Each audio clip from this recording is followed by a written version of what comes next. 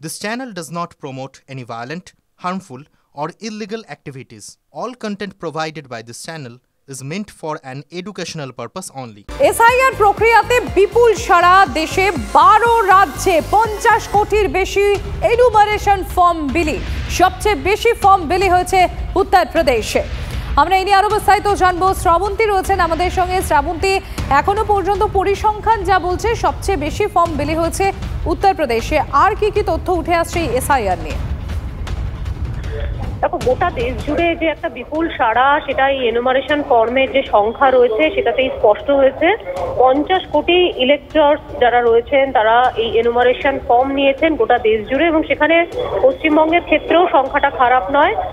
7 কোটির 66 লক্ষ ভোটারের কাছে প্রায় 7 কোটির কাছে এনুমারেশন ফর্ম পৌঁছে গেছে, এমনটাই দাবি কমিশনের। অর্থাৎ দেশ জুড়ে যেরকম আন্দোলন চলছিল, বিশেষত বিরোধীদের যেরকম বক্তব্য ছিল, শেষ পর্যন্ত যখন এনুমারেশন ফর্ম দেওয়া।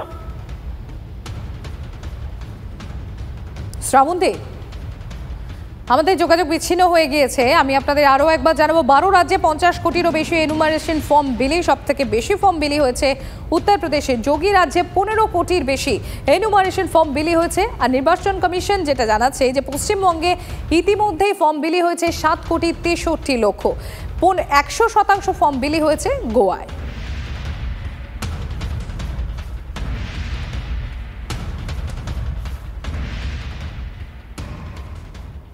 এবার আমরা নজর রাখবো বীরভূমের দিকে। বীরভূমের কীর্ণাহারে শুভেন্দু অধিকারীর একতা যাত্রা মিছিল শেষে কীর্ণাহার বাস স্ট্যান্ড লাগোয়া এলাকায় সভা করবেন বিরোধী দলনেতা। আমরা সরাসরি নজর রাখবো সেখানে।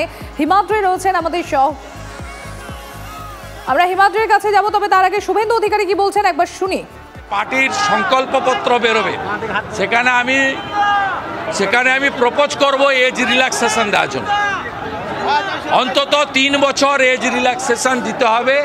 মমতা ব্যানার্জির রাজত্বে বয়স পেরিয়ে গেছে, বিবাহ করতে পারেননি, এবং প্রচুর যুবক যুবতী তারা জীবন শেষ করে ফেলেছেন এই মমতা ব্যানার্জির জন্য।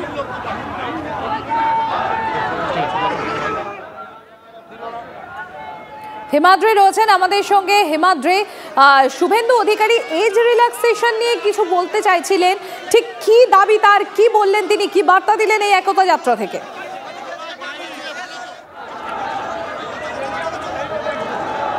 দেখো, শুভেন্দু অধিকারীর এই একতা যাত্রা থেকে কিন্তু একটাই তিনি দাবি করছেন যে যেভাবে বিহারে ভোট হয়েছে, যেখানে বিজেপি জয়লাভ করেছে, এবং সেখানেও এবং উত্তরপ্রদেশেও যে নিয়োগগুলি হয়েছে সেখানে কোনো অস্বচ্ছতা ধরা পড়েনি, সেই অস্বচ্ছতা ধরা পড়েনি, এবং বিজেপিকে 26-এ আনতে হবে, তাহলেই কিন্তু স্বচ্ছভাবে এখানে নিয়োগ হবে।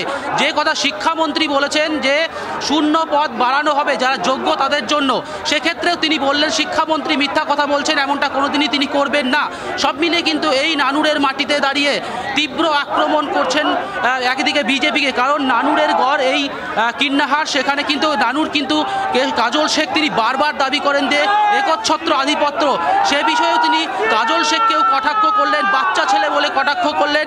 এবং 2026-এ বিধানসভা নির্বাচন, তাই সেই নির্বাচনের আগে কাজল শেখের একচ্ছত্র আধিপত্য এই নানুর, সেই নানুরে বিজেপির এত বড় একটা মিছিল স্বাভাবিকভাবেই একটা বার্তা দেয়।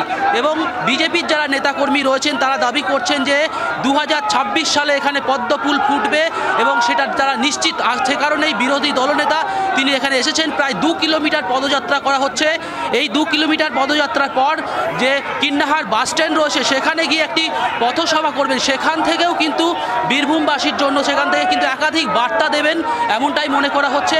এখন দেখার বিষয় সেই পথসভা থেকে নানুরের মাটিতে দাঁড়িয়ে, কাজল শেখের মাটিতে দাঁড়িয়ে তিনি কি বার্তা দেন। একদিকে যেমন অনুব্রত মণ্ডলের কামব্যাক, কাজল শেখের উত্থান, তারপর এই 26-এ বিধানসভা নির্বাচন, সব মিলিয়ে কিন্তু যথেষ্ট তাৎপর্যপূর্ণ রয়েছে আজকের এই যে যাত্রা, পদযাত্রা, সেই পদযাত্রা।